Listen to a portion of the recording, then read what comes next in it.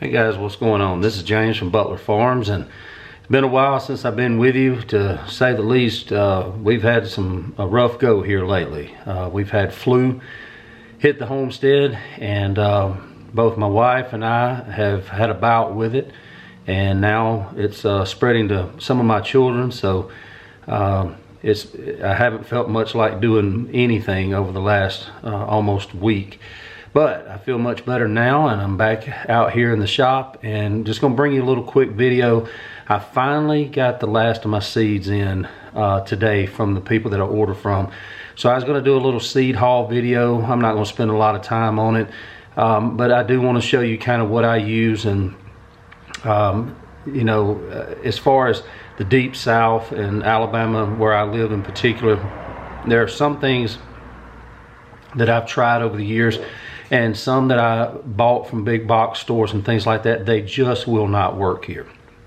One of the things is they're low quality seeds to begin with, and I've told you before that I'm very selective about who I buy my seeds from. Now, my bulk seeds, when I get ready to plant my peas, my southern peas, purple hull peas, and my beans and things like that, I have a local hardware store here that I've always bought from, and they've always done a real good job for me. And so I won't buy those from the seed houses, simply because in the quantity that I need them, I can buy them by the pound here locally, and I know it's something that'll work here. I know it's something that came from this area, and so I've always had success with that. Now, as far as tomato seeds and pepper seeds and things like that, I haven't had a lot of luck going to the big box stores. And so, you know, I had to find another outlet for it. And I mainly stick with about 3, sometimes 4 of these different seed houses. I've told you before, I use a lot of Baker Creek. I use Hoss Tools. I use Seed Savers Exchange, and I use Southern Exposure Seed Exchange.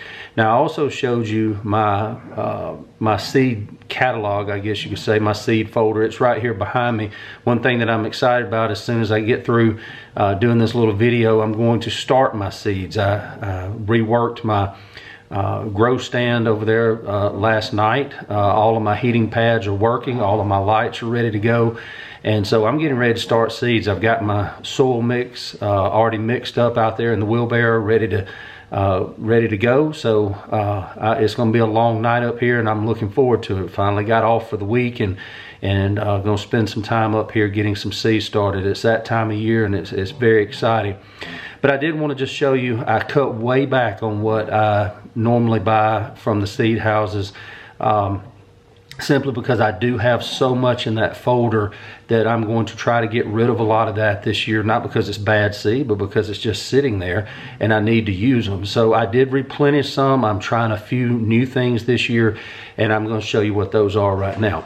So I only got one thing from Southern Exposure Seed Exchange this year. I was looking for a winter squash that would keep for a long time, and I did a lot of research and asked some different people around here, and I went with what's called a sweet meat squash. And I'm gonna I've got the seed catalog here. I'm gonna try to show you what it looks like. That's it right there at the end of my finger. Okay, this is their seed catalog. And this is a squash that should get anywhere between 10 and 15 pounds. It's a real dry orange flesh, and the good thing about these is they will keep for a very long time. Now, not only am I going to try to grow the sweet meat squash, I've also got some Cherokee Tan and some Seminole pumpkin seeds in the folder. I've had success with those before. Those don't get extremely big, but they do grow well here in the South. They can tolerate the heat, they can tolerate the humidity, and they just keep on coming. And they are wonderful keepers, real hard rind on them. As long as you don't scar them up and you let them cure a little bit after you pick them, they will last a very long time, and we can use those throughout the winter. So that's the sweet meat squash from Southern Exposure Seed Exchange. Now, one place that I don't know that I've mentioned before is Totally Tomatoes. I probably have. And Totally Tomatoes is exactly what it sounds like. But they don't just sell tomatoes. They have peppers. They have a lot of different things. And and unfortunately they don't put a picture of their product on the actual seed packets. Now, you can get anything that you want from them. They do have a lot of hybrids, and some of the hybrids they have are some of the ones that I order, and the hybrids that I get from them I have tried before. This is not just hearsay. These are ones that I have tried personally. They work well here. They can take the heat. They are good producers, and they keep on producing throughout the summer. So the first one that I got from them is called the Zenzi Hybrid. I was looking for a Roma tomato. I've tried many different kinds from many different seed catalogs, and I just cannot get a good stand of Roma tomatoes for making salsa and those kind of things. I need them to come in all at one time so that I can do that. Now the Zenzi, they are supposed to be heavy producers. They're indeterminate, so I'll get a big flush of them, but they will keep on coming. And I'm going to try to show you a picture of them. It's right down here under my finger. You can see it's normal Roma shape. But they're going to be a little bit bigger than normal Roma tomatoes, to the point that you can slice these. And if you are a fan of tomato sandwiches like we are here in the South, about 2 or maybe 3 of these slices of these Roma tomatoes can make a tomato sandwich. They're not as big as a regular slicing tomato. They are very dry. They don't have a lot of seeds in them, which is what you're looking for in a Roma tomato. Now the other ones that I have that I get from them are the Jet Star Hybrid and the Jet Setter Hybrid. Now you're not going to see a lot in these pictures. They just look like normal tomatoes. They turn out to be about 8 to 10 ounces a piece, so about a half a pound.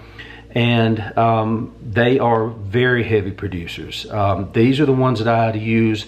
I grow all kinds of tomatoes, and I grow all different colors of tomatoes, but as far as canning tomatoes, like I said, these are going to be about a half a pound a piece, and they do extremely well here. I heard about them from actually another YouTuber a couple of years ago, and decided that I was going to give them a shot, and they haven't disappointed.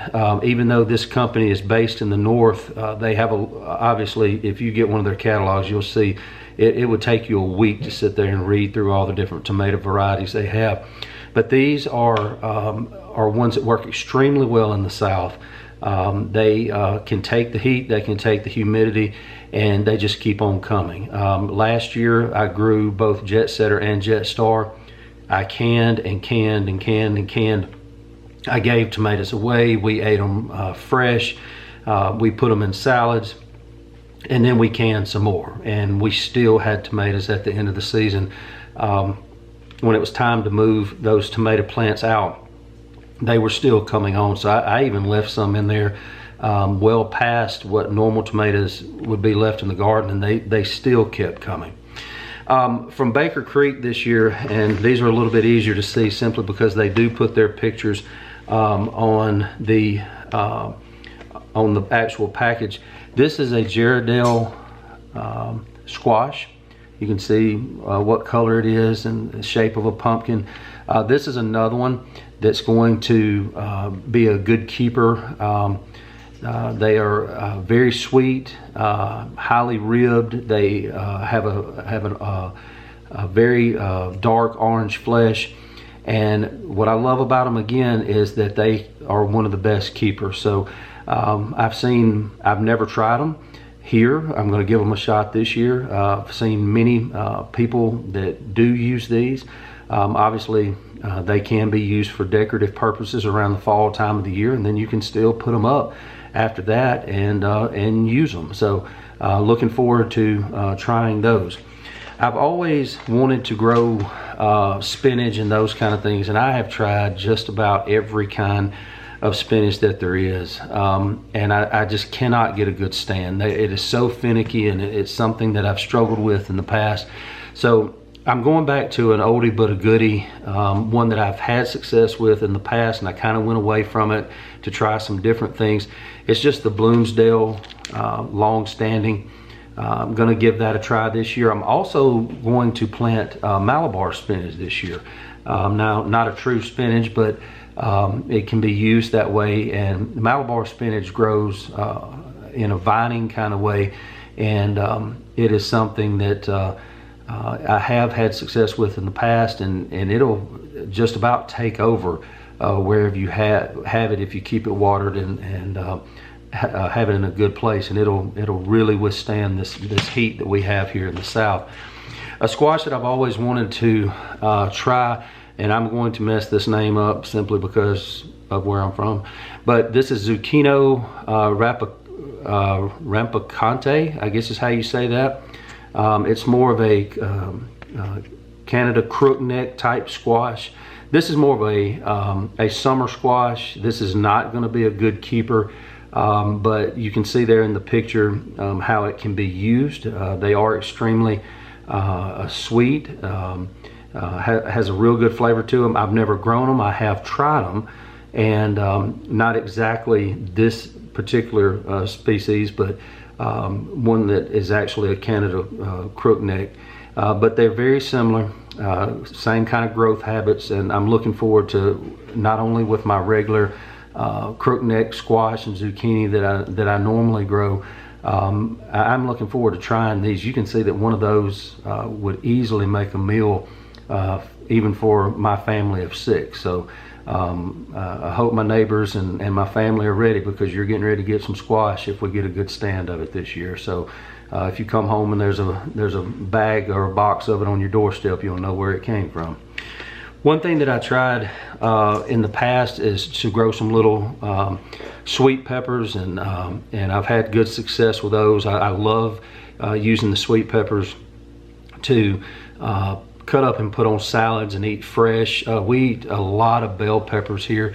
We fix them to go in the freezer so that we can have them all year long to put in recipes, but we also eat them fresh. I love to eat stuffed peppers and things like that, but I also love to cut them up and put them in salads. We eat a lot of salads and things like that during the summer, and this was just something at Baker Creek that I thought I'd give a try. To see the mini bell peppers that come in all different colors there.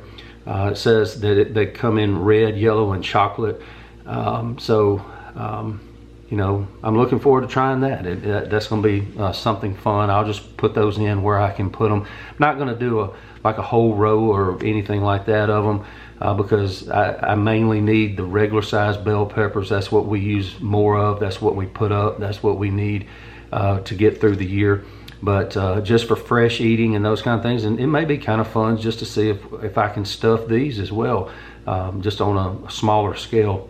Now, I did replace, some people have asked before what my salad blend, my lettuce blend is, and I always, when I order, I always replace those so that I'll have them again. I don't usually plant lettuce in the spring because we kind of go from winter to summer here. There's not a lot of spring weather. So what ends up happening is you've got good growing conditions for a short period of time for lettuce, and then all of a sudden within a couple of days they're bolting, they're going to seed because it's gotten so hot here. So I normally wait till fall to plant my lettuce, and one of them that I use is this Rocky Top lettuce blend from Baker Creek. It's got, you can see there in the picture, all the different kinds of lettuces. Now these are cut and come again lettuces. If you just take what you need, now if you go in there and cut them all down, obviously they're not going to come back. But if you, what I normally do is take the outside leaves and use those fresh, and just kind of be careful with what I'm taking off of them, and they will continue to grow and continue to come back. You know my trials and errors that I've had this year with the lettuce and the raised beds, but it's not because of the seeds, because I've had so much luck with this over the years. It's something in that raised bed that I'm going to have to work out.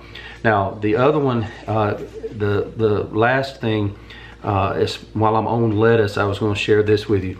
Hoss Tools is a company over in Georgia, and I like a lot of their stuff because a lot of their stuff, they have very similar weather patterns over there that we have over here, and where they source their seeds from, their seeds work really well here. And this is their baby leaf lettuce blend.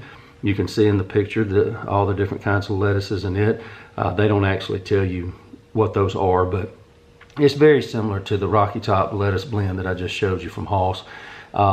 but I do kind of mix them up, and you know, if maybe one year one of them doesn't do too well, the other one may. But I also restocked that from Hoss. Now, one thing that I told you that Baker Creek always does, if you do a minimum order, and it's not much, they do send you a free pack of seeds. And in the past, I've been very pleased with some of the free seeds that they send us. I'm going to show you this. This is what I got this year. No, I'm not a wasabi fan. So I really don't know what I'm going to do with that, and I know I'm going to get some comments about I need to, you know, do the grow the wasabi. I don't like wasabi. So this year my free seeds, not real thrilled with that, but they are free. So I mean, you know, it is what it is. I'll find somebody that wants to give them a try and see what they can do with them. I've just never cared for the taste. I don't mind spicy food. I actually like spicy and you know, deeply flavored type things, but I'm not a fan of wasabi. So that's the free seed that I got this year. You just never know what you're going to get in your free seed from Baker Creek. So I'm going to get off here. That took a little bit longer than what I actually wanted it to, because I've got to get some seeds started. Like I said, it is feeling like spring here in Alabama. We're feeling better after this flu, and so I am ready to get my hands dirty.